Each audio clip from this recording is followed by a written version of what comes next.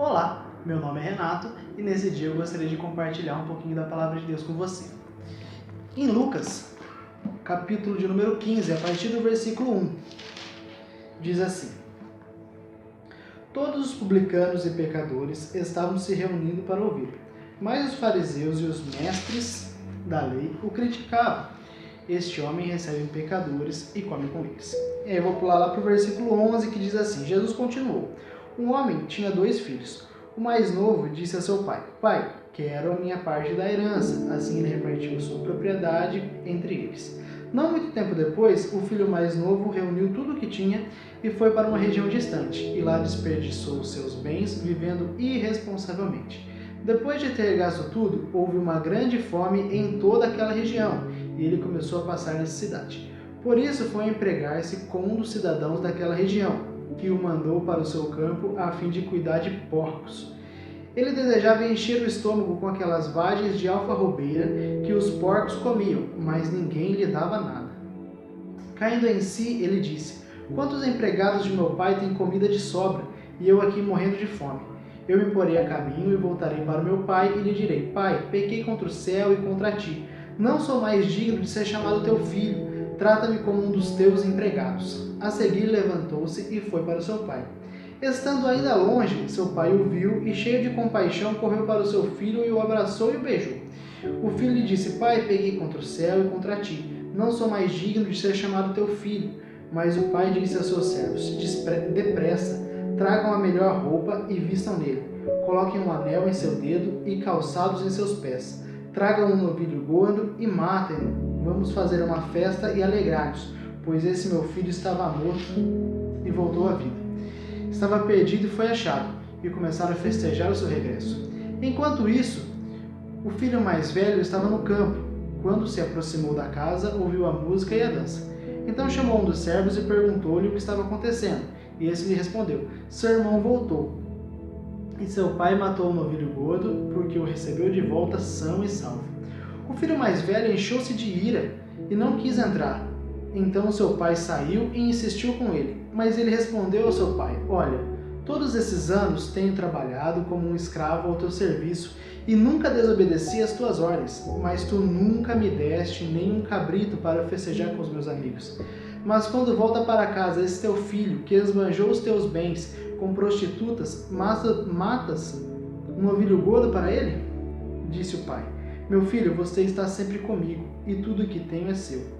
Mas nós tínhamos que celebrar a volta desse seu irmão e alegrar-nos porque ele estava morto e voltou à vida, estava perdido e foi achado.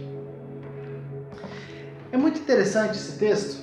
Eu quis ler desde o começo, os 2 primeiros versículos do capítulo 15, porque essa é a parábola do filho pródigo, é uma parábola bem conhecida, mas eu não vou me apegar sobre o filho que voltou para casa.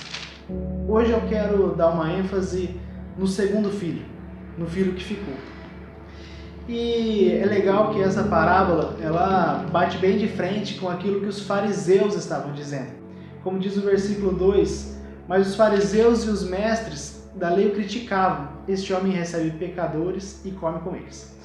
Sabe que nesse tempo, o comer com eles não é simplesmente ele está ali fazendo uma refeição, está ali... Não, ele tem acordo com eles. Ele está no meio deles e quer estar no meio deles.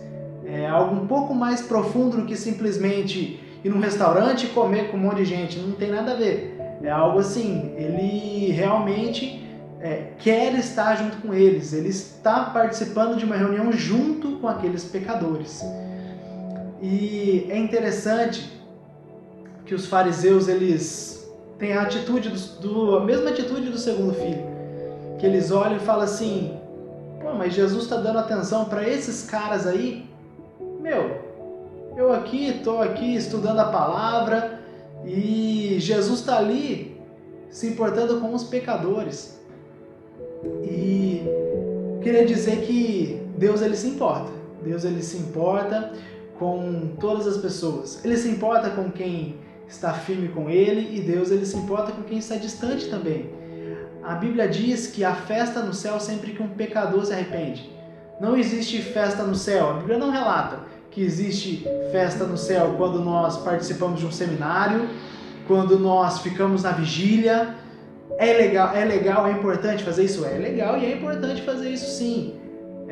Mas não existe festa no céu quando nós batemos o nosso cartão todo domingo no culto. Mas existe festa no céu quando um pecador se arrepende. Deus ele se importa e Deus ele quer trazer todos para Ele. Deus ele olha para todos nós da mesma forma. Todos nós pecamos e fomos separados da glória de Deus. E a graça que foi derramada sobre a nossa vida é igual para todos. Deus ele não tem filhos prediletos e Deus ele não escolhe para esse eu vou dar mais graça, para esse aqui eu vou dar menos. Não existe pecadinho e pecadão para Deus. A Bíblia diz que todos pecaram. E não, esse aqui pecou, mas esse aqui foi um pouquinho mais grave. Não. Deus ele ama e ele escolheu a todos. Deus ele nos chamou para ser filho. É legal que quando esse filho pródigo volta, ele chega para o pai e diz: pai, me trata como um dos seus empregados, porque eu não sou mais digno de ser o seu filho. Mas o pai: mas de que maneira eu posso fazer isso? Você é meu filho, independente de qualquer coisa. E se você quiser voltar a mim, claro que eu vou te receber de braços abertos. E Deus ele restaura a vida daquele filho. E o pai, ele ama tanto aqueles que se arrependem e voltam, como aqueles que estão na igreja, estão participando, e muitas vezes eles estão longe do pai mesmo estando na igreja. Eu queria falar um pouco sobre esse segundo filho, porque esse segundo filho, ele está tão distante do pai quanto o primeiro. Ele está ali trabalhando, ele está ali fazendo o que ele tem que fazer, ele está ali batendo o cartão dele, mas ele está distante do pai. Ele não conhece o caráter do pai. Ele diz: pai, você deu um boi gordo para matar em festa para esse seu filho que voltou e eu nunca pude nem matar um cabrito. Mas o pai responde: filho, tudo que eu tenho aqui é teu. Não existe nada que eu me negue a te dar. Você pode participar da minha presença, você pode sim aproveitar da abundância que eu tenho, você é meu filho.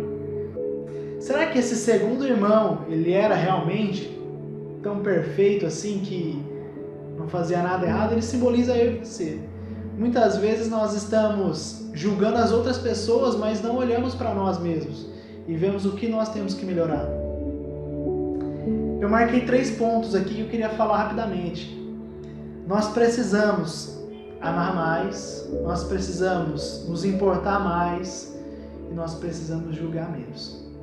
Quantas vezes nós temos sido pedras de tropeço para outras pessoas? Será que quando as pessoas olham para nós, elas veem o amor de Cristo? Elas veem: se eu precisar eu posso contar com ele, porque ele é um cara que não vai me julgar, mas vai me ajudar? Ou será que muitas vezes a pessoa olha para nós e quer mais se esconder, quer mais ficar longe? Muitas vezes, nós que estamos dentro da igreja, nós afastamos quem está fora. Porque na nossa, muitas vezes, hipocrisia, nós mostramos que, não, para você estar aqui no nosso meio, você tem que ser santo, santo, santo. Mas a própria Bíblia diz que Deus ele não veio para aqueles que estão são, mas para aqueles... O Cristo não veio para aqueles que estão são, mas para aqueles que estão doentes. Para aqueles que precisam da transformação de Jesus. E eu preciso a cada dia da transformação de Jesus. Que nós possamos amar mais e julgar menos. Se importar mais e julgar menos. Que nós possamos olhar para as pessoas como Cristo olhou. E como aquele homem que era coxo, que eu disse num dos vídeos atrás, que Pedro o segurou pela mão, o colocou de pé e o ajudou. Ele disse, levanta e anda, mas ele não disse levanta e anda e saiu e foi embora e deixou ele lá. Não, ele disse, levanta e anda, dá aqui sua mão, eu vou te colocar de pé, eu vou te ajudar, eu vou te dar suporte, o que você precisar, conta comigo, você vai ficar de pé. Será que nós temos tido essa atitude? Ou será que nós temos falado palavras bonitas e não, porque eu sou bíblico e eu conheço a Bíblia, mas na hora de ajudar as pessoas nós temos mais julgado do que ajudado? Quem nós temos sido nesse tempo? A Bíblia diz em Efésios, capítulo de número 4, versículo de número 2. Quero ler com você. Efésios, capítulo de número 4, versículo 2 diz assim: sejam completamente humildes e dóceis, e sejam pacientes, suportando uns aos outros com amor. O segundo ponto que eu quero dizer com vocês é: ajude, dê suporte. Muitas pessoas não precisam de um julgamento, elas precisam de alguém que olhe para elas e diga assim: conta comigo. Cara, mas você não sabe o que eu fiz, eu tô muito errado. Cara, conta comigo. Não é você concordar com o pecado da pessoa, e muito menos fazer igual ela. Mas não vou te julgar. Mas se você quiser mudar, se você precisar de alguém, conta comigo. Conta comigo. Eu vou orar por você, eu vou estar aqui para conversar com você. Se você precisar desabafar, cara, conta comigo. Só que aí ele vai contar com você e que você seja realmente um amigo bacana, um amigo fiel, que não vai sair contando para todo mundo da vida do outro, mas que você seja aquele que realmente guarda para você, que ora, que faz a diferença, que dá suporte, que você seja essa pessoa, um amigo realmente, para que a pessoa veja Cristo em você. Como aquela prostituta que ia ser apedrejada, e Jesus olha e fala assim: quem não tem pecado, que atire a primeira pedra. Jesus, ele não tinha pecado, ele podia condenar aquela mulher. E na lei estava dizendo que ela tinha que ser condenada. Mas Jesus, ele teve compaixão daquela mulher e disse: se ninguém te condenou, eu também não te condeno. Vai, não peques mais. Que nós possamos ter essa compaixão que Cristo teve. E o último ponto que eu queria compartilhar com você é: cara, fala menos e ora mais. Sabe aquelas pessoas que chegam pra você e falam assim: olha, eu vou te contar alguma coisa, mas é pra você orar, tá? Vou te contar da vida do fulano, da vida do ciclano, mas é pra você orar. Cara, ora você. Você não tem que contar para meio mundo orar.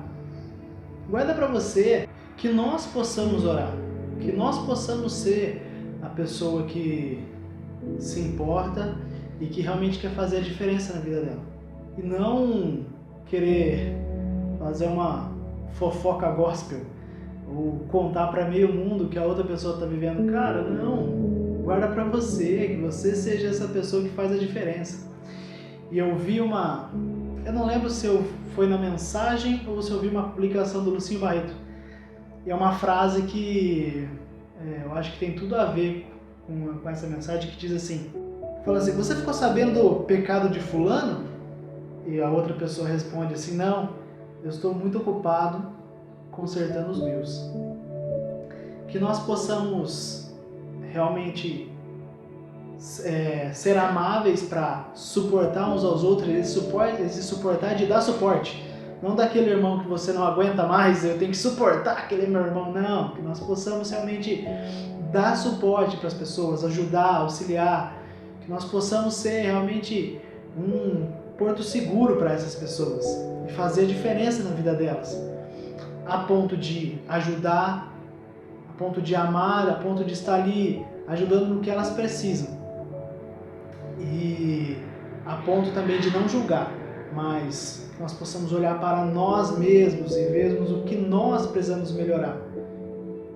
E quando nós olharmos para o outro, que nós possamos olhar com um olhar de amor, um olhar de como Cristo olharia.